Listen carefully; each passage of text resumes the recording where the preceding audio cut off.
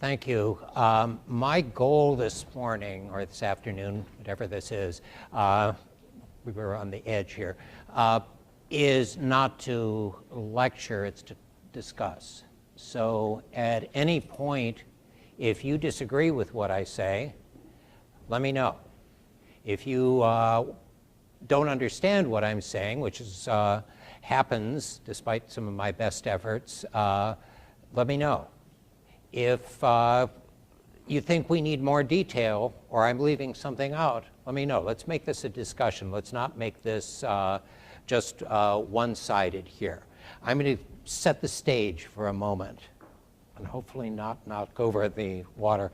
As you just heard, up until the point I joined AARP, which was on the 1st of April 2013, and I showed up at the HR office profoundly grateful that it was really a job and not an April Fool's joke that had been pulled on me there. I was the only person in Washington to have both a Brookings Institution and a Heritage email address. Now, both institutions or both groups have decided they'll never allow that again. And people would ask, well, how did you do this? What did you do? My wife's theory, which is her theory on just about everything concerned with me, was that I was confused. And that's equally possible. Now, the work we did, this was with a guy named Mark Every, who became respectable and went into the Treasury Department and is there now, was something called the automatic IRA, which was a very simple solution for small businesses to enable people to save for retirement. It was endorsed, as you heard, by the McCain campaign, the Obama administration. We had bipartisan support in Congress for quite some time. The reason was pure and simple that retirement's changed. My father was a professor in North Carolina and retired with a state pension that paid him for the rest of his life. I don't have one of those, actually. My kids, I've got a daughter who's 30 in Myrtle Beach, South Carolina, and she's been part of her 401k throughout.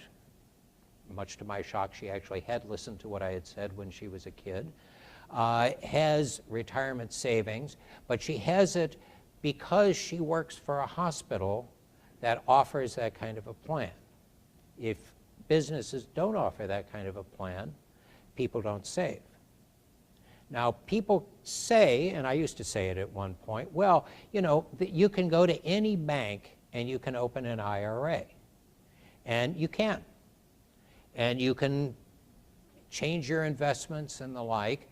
But if you just have an IRA and you don't have payroll savings deposits in there, the odds on an individual saving on a consistent basis, because you know, putting in $50 once isn't really going to do much. Even if you're 22 at the time and you retire at 70, you're still not going to have very much. So the odds on somebody actually saving consistently are 1 in 20. In other words, 5%. The other 19 out of 20 don't save. So we can talk about that until the cows come home, but the simple fact is it doesn't work. So let's go off of theory and let's talk about what does work. If you do have payroll deposit and you have a traditional retirement savings plan, the odds on somebody participating are 7 out of 10. If you have something called automatic enrollment, which is a relatively new thing, under automatic enrollment, the decisions are made for you, and you have complete control over the process. But essentially, if you do nothing, you're doing the best thing you possibly can, because you're automatically saving, you're saving the right amount, and you're saving an amount into an appropriate investment. So you don't have to sit there thinking, oh my God, which one of 50 funds am I going to put my money into? If in that case, the odds are somewhere close to 9 out of 10 that an individual is going to be saving and participating. So the key is whether or not a company offers payroll savings there. And there are a variety of ways of doing this. We have the 401k, which is named after a loophole in the tax code that was taken from the size of a pinprick by a very clever lawyer in New York and expanded to about the size of the Grand Canyon in there. It was never intended to be used for that, but it is what it's there for.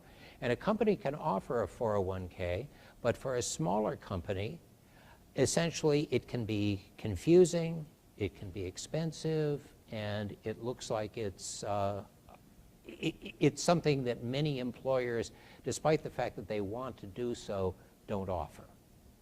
So there's another alternative, and this is an alternative which has been legal for ages and a day, but it's not really used, which is called the payroll deduction IRA. And in this case, it's an IRA, and you use payroll deduction, and it does work when it's offered, but it isn't usually offered because, frankly, the private sector doesn't make enough money off it. It's too small in deposit amounts.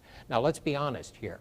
That's short-sighted because it's the small deposit amounts that grow into the big deposit amounts over time. So where do we look at North Carolina? I mean, if we look nationwide, we've got 55 million people who are not saving for retirement because they're working for an employer that doesn't offer them a plan. In North Carolina, as you heard, that's 1.7 million. It's about 53% of the population don't have the ability to do that. Now, who are they? There's 77% of the Latino workers in the state, 55% of the black workers in the state, and 49% of the white workers in the state.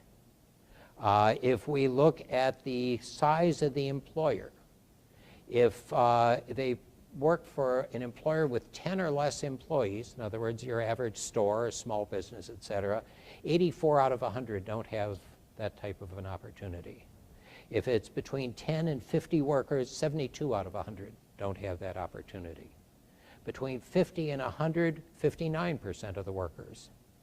And if it's between 100 and 500, it's still 47% don't have the opportunity to save.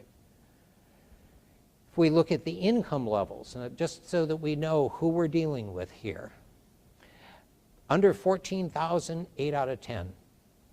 14,000 to 25,000, 2 out of 3 don't have the opportunity to save. 25 to 40,000, it's about half. 40 to 64,000, it's about 35%.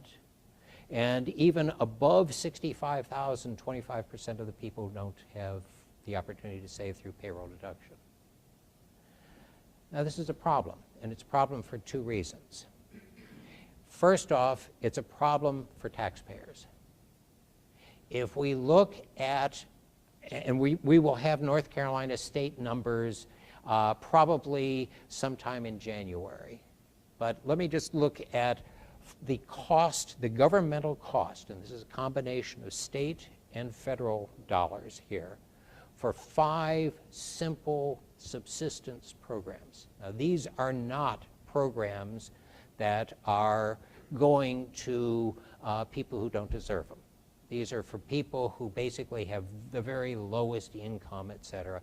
If we look in the state of New Jersey, for every dollar spent on those 5 programs today, in 15 years they're going to be spending $17.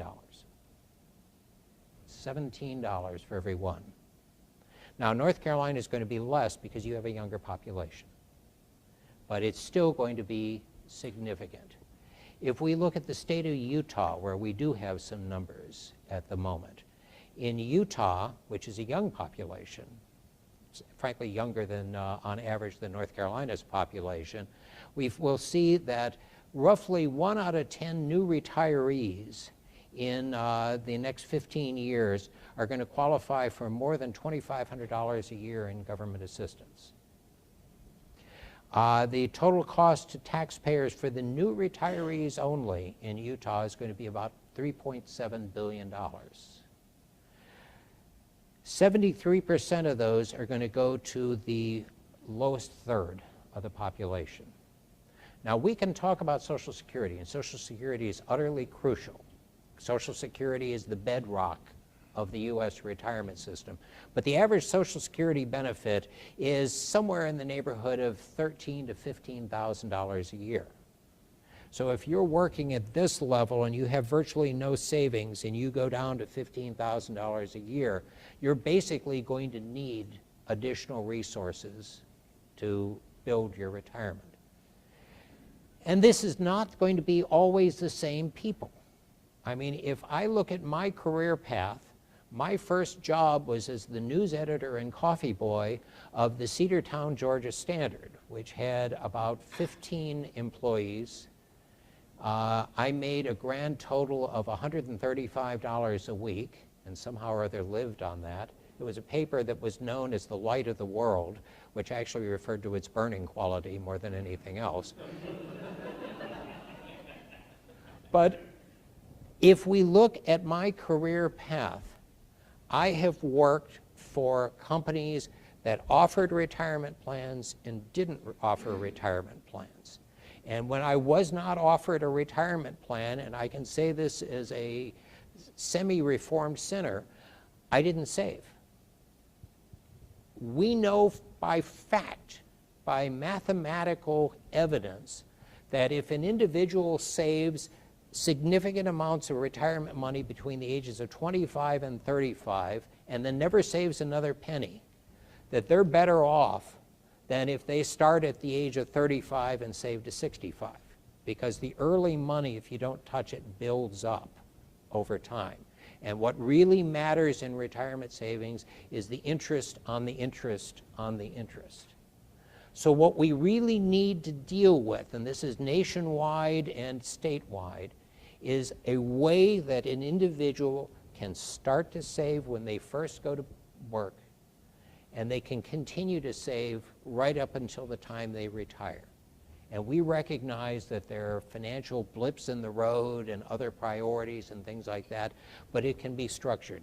So how would it be structured so that a small business can practically offer something like this without significant expense, without worrying that the lawyers are going to come to your door, and my apologies to the lawyers in the room, sort of, that in other words, you're going to find yourself having made mistakes, honest mistakes that are going to cost your company or at least cost you anxiety, et cetera. And there's a simple way it can be done. And it is basically called a state-sponsored retirement savings plan. Now, is this a government program that gives out money? No. Is this a program that enables people to save? And the answer is yes. So what does it do? It can take a couple of forms. They're legal now. And basically it's kind of like group life insurance, where a group of individual companies or employers get together and they come up with the kind of cost savings that are available when you have large numbers of employees, rather than spreading those costs among, say, 10 or 20 or 30 employees. You can spread it around hundreds of thousands. It is done in a way, if we look at it, the first one's going to go into operation later next year in Oregon. And in this case, the state has sponsored this. And the state is structuring this so that it's taking on the responsibility of choosing the right investments and choosing the private sector providers. The state's not going to be handling the investments. The state's going to be hiring someone to do investments. If you are part of a 529 college savings plan, this is virtually the same model. So the state will look at it and put together a payroll deduction IRA in one case, or it could be, frankly, a reduced rate 401k, which is called a multiple employer plan, or in the wonderful Washington tradition of coming up with an acronym, a MEP, which just really is not an inspiring acronym in the slightest if you think about it. It's sort of like a meh. So, but it enables an employer to say to the employee, look, if you're ready to save for your retirement, here, you check this box, and I will send money through your payroll deduction right to the administrator here that's been chosen, private sector administrator, and the money will go into your retirement savings. And when you switch jobs, which you might or might not want them to do as an employer, but when they switch jobs, they can just move their account, or the account will stay in the same place. They just disconnect from this employer and connect with that employer. So what's the responsibility of an employer? Pure and simple, business case. Their responsibility is to hand out the material, collect the form, send the form in, and set up a payroll deduction. Now that's basically the same thing that as an employer they are already doing for Social Security, for unemployment insurance, health care if they have it, or something along that line. And that's the total employer responsibility, and that's the total employer legal responsibility. The only responsibility legally that the employer has beyond that is to send the money on a regular basis. And you already do that as an employer for income tax and things anyway. The value of it is twofold. Number one, you can attract and keep better employees. That rather than somebody who's looking at them and saying, you know, I've got a family and things like that, and I need to think about my future, and frankly, I don't know what the heck to do about saving for retirement, so I'm going to move to a company that offers that kind of a benefit. You've got that benefit. So you've got better employees, and you can keep the better employees that you want longer. The other thing is that we already discussed. What is avoided is the kind of expense, government expense growth that you're going to see otherwise if people just retire on Social Security and a little bit more. So that saves you in taxes, or future employers in taxes. And frankly, that helps the state to grow. So that's basically the bottom line on this whole thing. It can be done. It can be done as a voluntary thing for the employer. Employers that don't want to do this don't have to do it. It can be done as a simple, easy way. It has nothing to do with any other retirement plan or pension plan, whether it's offered by the state or a city or the federal government or another company. It is structured in a way so that if the individual moves to another state, the money can move from the North Carolina plan, if there is one, to either a plan or a private employer plan.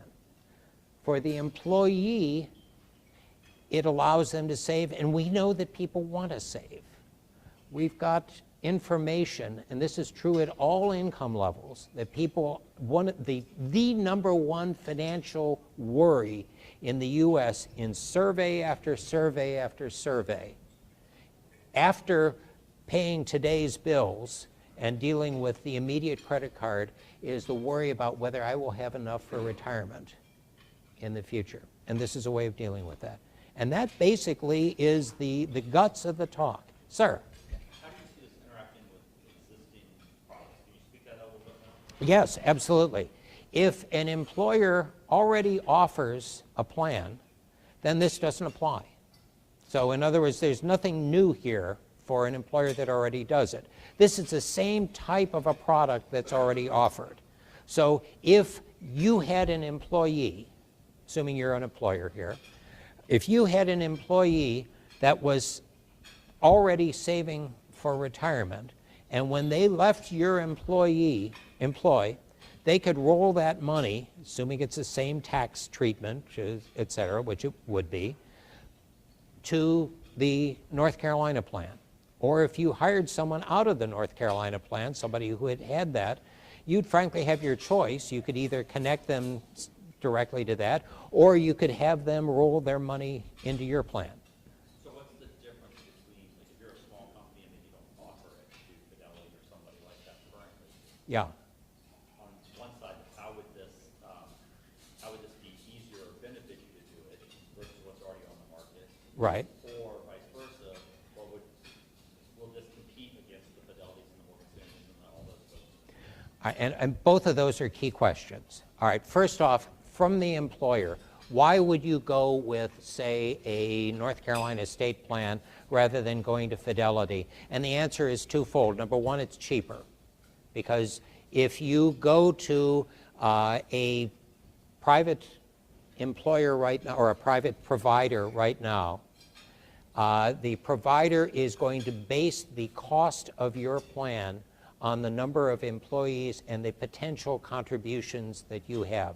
So it's actually much cheaper for you.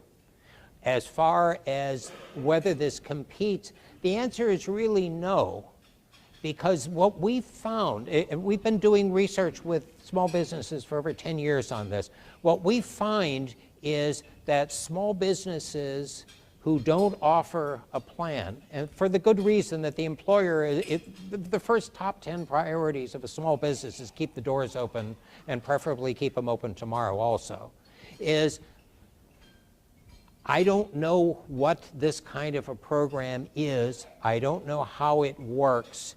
I know that I'm worried about it, etc. So now in this case, if you are a provider, if you are a Fidelity, if you are a Prudential Insurance for that matter, or something like that, you now have the opportunity to go to an employer and say, look, you are offering the North Carolina state plan here. You're a growing company. Would you like to share some of your earnings to keep your employers there? Because in the IRA plan is a private retirement plan, and the employer is not only not required to offer any sort of a contribution, the employer is not allowed, because it has to come out of the employees, the taxpayers' money. If you want to offer a better plan to keep even more employees, or something like that, I can upgrade you. Now, we know this works. And I will say there is an example right now in the United Kingdom, in England, where they've got a mandatory system.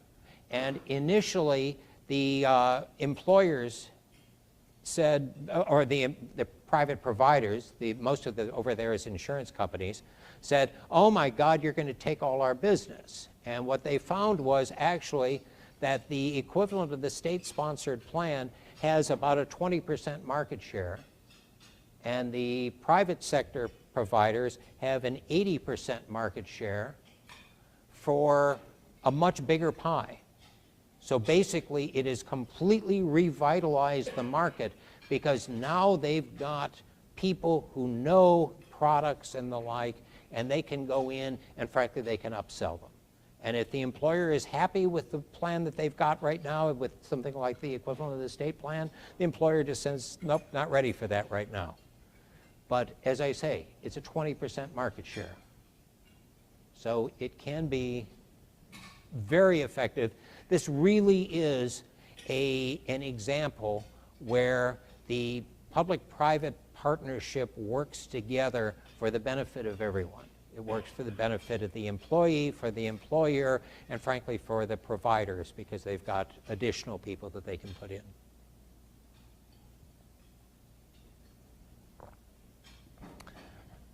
Yes? All of this sounds really good. What would you say, what's the hesitation or drawback that you hear the most? The hesitation and the drawback that I hear the most, which is a key question, is this going to be expensive?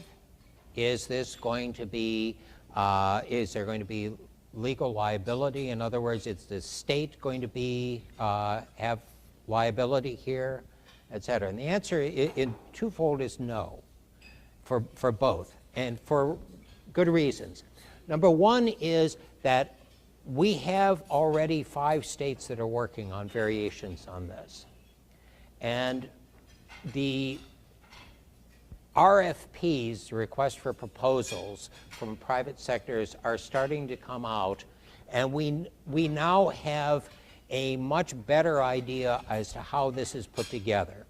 It requires a certain amount of advance money to put something together, obviously at the state level, but it is also something that we have found from the 529 programs and others is relatively quickly paid back.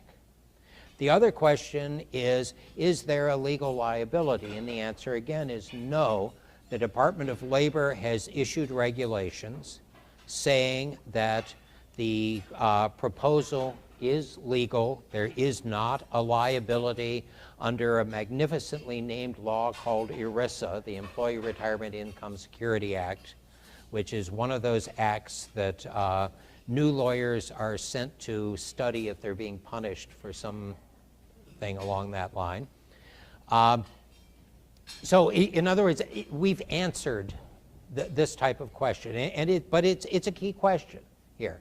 This is not a case where, the other one, and this is a charge that we see fairly often, all you're trying to do is to bail out some other program, or you're going to use this money for some other purpose or something like that, and the answer is no. Whether the money is an IRA or a 401k, or there are a few other numerical and number combinations there like 403b, which are essentially the same thing.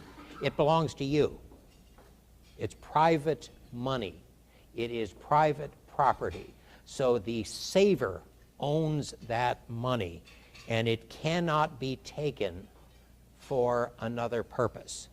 So some people have charged here and there, well, all the state is trying to do is to find slush money that they can build up and use it to bail out this or that program, or use it to build this or that entity. And the answer is no, you've got a constitutional private property right to your money.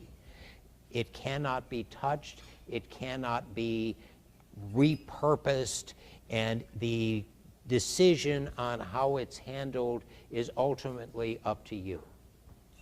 So it's not going to be done that way. Is this money in a bank account? Where is the money actually? The actual money is just like a 401k or an investment account. It's either with a bank, it's essentially with a financial custodian.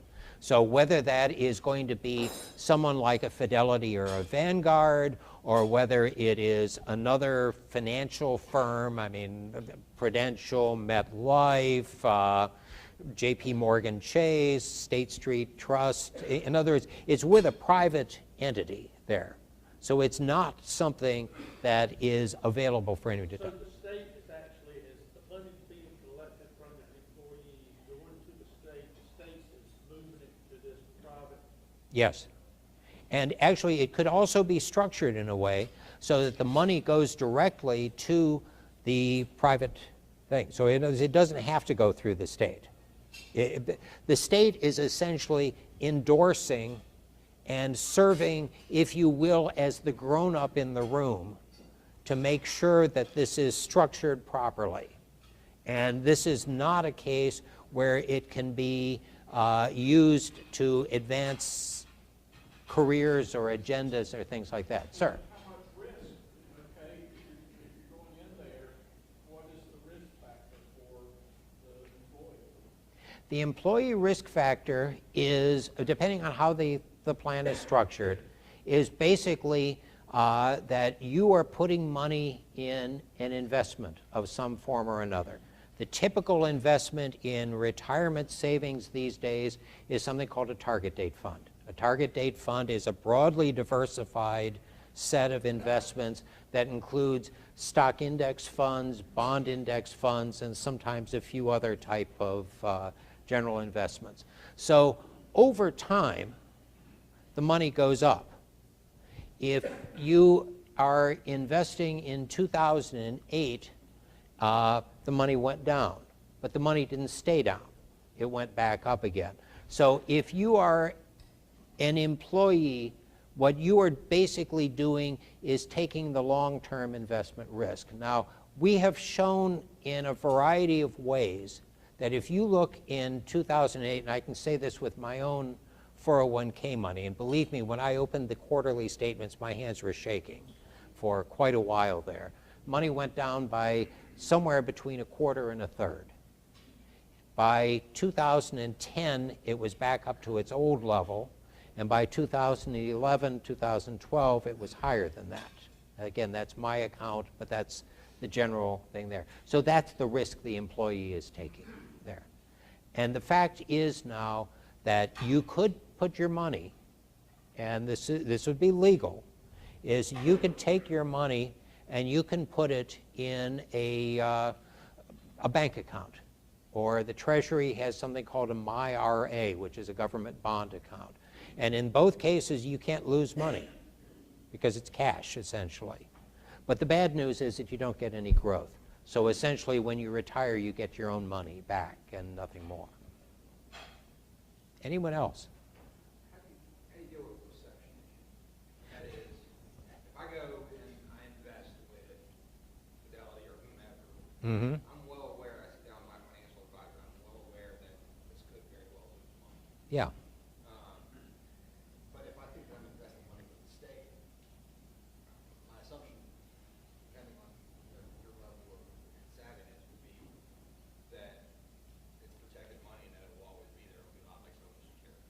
It's a case where it's how the money, the explanation is made to the employee. That you basically say to the employee, this is not an investment with the state. You are not putting money in government bonds or state bonds or something like that, and there is no guarantee for that. This is exactly the same guarantee or the same disclosure language that you would get if you walked into Bank of America tomorrow and opened a retirement account, retirement savings account. So it's a matter, the state is essentially providing the overstructure, but everything else is being handled by the private sector. And when the individual has questions, and they will, basically they're going to be calling the provider. They're going to be calling the Fidelities, et cetera. So it's a matter of making clear to an individual that this is what you're doing. But we've found that at all income levels, that people basically understand this. They don't like it if they lose money. And frankly, the best thing that an individual can do, assuming that your retirement savings are in something like a target date fund, the best thing you can do is to take your quarterly statements and either put them directly into the shredder or put them into a file folder. Because if you are more than, say, 5 years out from retirement, the fact that your investments went up or down in 90 days since you got the previous thing really doesn't matter. What matters is that if you're saving for 30 years, you can go like that. And inevitably, it'll go up and down during that period of time. But it's a matter of disclosure, and that's a crucial thing that has to be part of the discussion. Sir? If, for an example, in the state of North Carolina, if you're a state employee or local government employee, be it city, county, or whatever, you are given the opportunity for to participate in the 401k 457 program that is offered. Yep. Now, having said that, in this state, Prudential is the one who has that contract Yep. In North Carolina. Mm-hmm. And I'm trying to figure here, so because you obviously you'd have to create another level of bureaucracy in some way. I guess the Treasurer's Office, as in the case of 401k and 457, in this state, they're the ones who govern what Prudential does and so forth and so on. Yeah. So you're looking at a program where you would have to have, I guess, another level in the state Treasurer's Office to handle this, and as there is in this case with Prudential, you have, there is a state-appointed group commission Yeah. who offers that contract out for bid, et cetera. Yep. So that would probably be done through the Treasurer's Office. I have a hard time trying to understand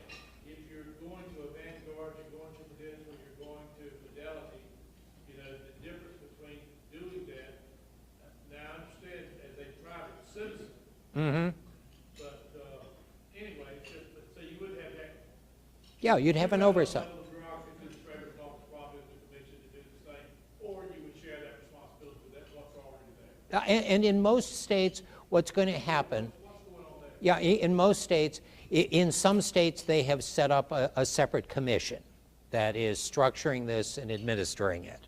In other states, it's just a matter of essentially repurposing some of the existing employees, or in some cases adding, I think Illinois added so far, and they're still in the process, somewhere in the neighborhood of 3 to 5 FTEs, full-time employees there. But this is not a new skill set, essentially. If a state is sponsoring a 529, they're basically doing everything that they would be doing here. It's just that you would have an additional product line. In my state of West Virginia, I live in Charlestown, West Virginia, we worked with the state treasurer, and we do not have a program as yet, but we've worked with them.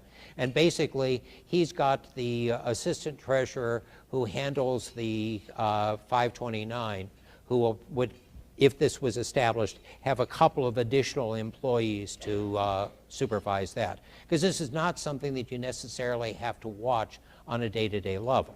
You set the contract, there is a fiduciary responsibility of the provider to handle things, and as long as you're using a reputable private provider, this should probably take care of the things.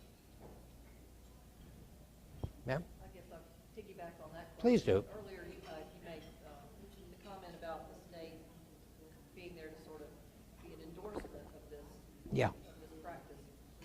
And I guess what concerns me is how would the state determine what the fee structure should look like so that you know people aren't potentially buying a product or they're not getting it? What most states are doing that are working on this right now is that in one state, Washington State and New Jersey, they've passed something called a marketplace, which is sort of like an online way. And they're saying you can't have fees above such and such an amount, 1% there. In other states, what they are doing is saying, here, bid for us and tell us what your administrative cost would be. And what they are doing is comparing that administrative cost with the average cost for providing such a product. Now, the average cost is actually frightfully low because they're using index funds. And you can get a Vanguard index fund right now for a fee of about 0.03% of assets. Now, some places are higher and lower, but essentially it's through competitive bidding. And because it's public, because this is not done in a closed-door session, people can compare what the bids are and to look at the bids and say, well, you know, you chose the one that had such and such an administrative fee, and that makes sense. Or you chose the one who had such and such an administration fee. This one was 3% lower than that, meaning a couple basis points or a couple hundredths of a percent less. Why did you choose this one over that one? So it's an open discussion to make sure that this is done right. Sir? Two questions. First Good. is, do groups that represent business, particularly small business, have they joined in advocating for this in the states where it's passed? Some of them have, some of them have not. Some of them have been worried. Other states, they have gotten involved with the process and they are helping to structure it. The biggest opposition right now has been national trade associations. And the two biggest trade associations, because I don't think there's any reason I can't say who they are, is the American Council of Life Insurance and the Securities Industry and Financial Markets Association, ACLI and SIFMA. Now, why do they oppose this? And it is certain members, and I will say, and this is my experience, so this is not the thing, we were talking in a room, and one of their key members of one of those two trade associations told me, look, we don't offer this products in this market space at this point, but we might want to someday. And frankly, we don't want somebody else there if there. So, that was one person in a bar after a drink. So, but even so, Assumes the marketing cost for it. How do you, right now we have a college savings plan that the Right. Treasurer's Office manages it, and they have not an overly aggressive marketing plan, but we do have a marketing plan. Who pays for that? Is it the person handling Fidelity or Vanguard, whoever's doing it? usually it would be a combination of both. In various of the states that are about to start these things, and as I say, the first one really rolls out in, I think, the first half of 2017 there. But there is a statewide campaign. Parts of that are borne by the state government. Parts of it are borne by the providers.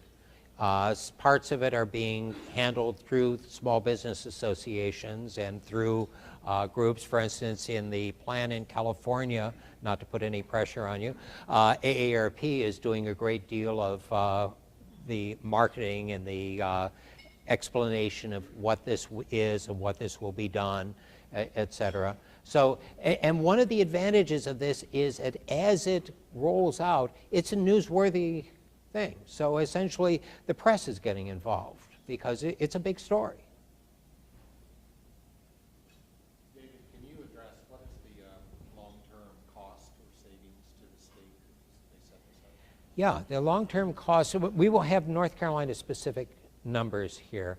The long-term cost of putting something like this together is probably going to be a few $1 million. That's up front. That's over about 2 or 3 years or so. In various states, the money has come from different places. For instance, in the West Virginia bill, which did not pass as yet, it was going to come from the state's unclaimed property fund. In various others, it would come from other funds, or in 1 or 2 cases, it was directly appropriated. Now, this is an upfront loan that will be repaid because there will be a slightly higher administrative costs, and we're talking about on the order of maybe an additional 1/20th of 1% or so, which will repay the money over time. So like anything else, like any other capital investment, there's an upfront cost, but it comes back. Now, the savings are eventually going to be huge, because if you look at it in North Carolina for just a moment, you've got 1.7 million savers, potential savers out there who aren't saving now. Now, let's just assume for the moment, and this is an assumption, I admit, let's just assume that you've got 20% market share. Well, 20% is 27 million or 270,000 savers. Now, 270,000 savers puts you in one of the largest retirement plans in the country. And that produces a significant amount of savings. But there's another value to this. Let's be blunt here. And here I'm going to go back to my heritage days when we did some things on saving. Savings changes people. When people save, it changes their outlook on life. They move much more from living for today and what's going to happen with me this weekend or et cetera, and they start to think more in terms of the future. And we have a variety of academic studies showing this, that there are major changes and that people are much more connected to their community and to their society and things along that line. So it's more than just dollars and cents we're talking about here. It's a matter of what kind of state we want for the future. What kind of community? This is something that builds essentially the kind of a society that we think we would like to have going forward. So there are long-term costs or long-term benefits here. They're dollars and cents benefits because you don't have the kind of growth in government programs that you will see 15 years out as more people retire. And this is not something, let's be very clear here, this is not something that is really going to benefit somebody who's 55 years old on the day that this goes on, because obviously any savings is better than no savings, but this is really the one that's going to benefit the people who, when this starts, are 40, 30, or 20 or so. Because also these are the people who are going to be retiring with no traditional defined benefit plan. Many of those of us who are approaching retirement now do have one. These are the people who are going to be basically surviving on their own savings plus whatever Social Security benefits are at that point. And it is in all of our best interest, to my mind, for us to have people who have other assets rather than necessarily depending on others for basic things. So, if there are no other thoughts, questions, nasty comments. I haven't gotten nearly enough nasty comments. So, that's it. Thank you, David. Thank you. All right, thanks. All right.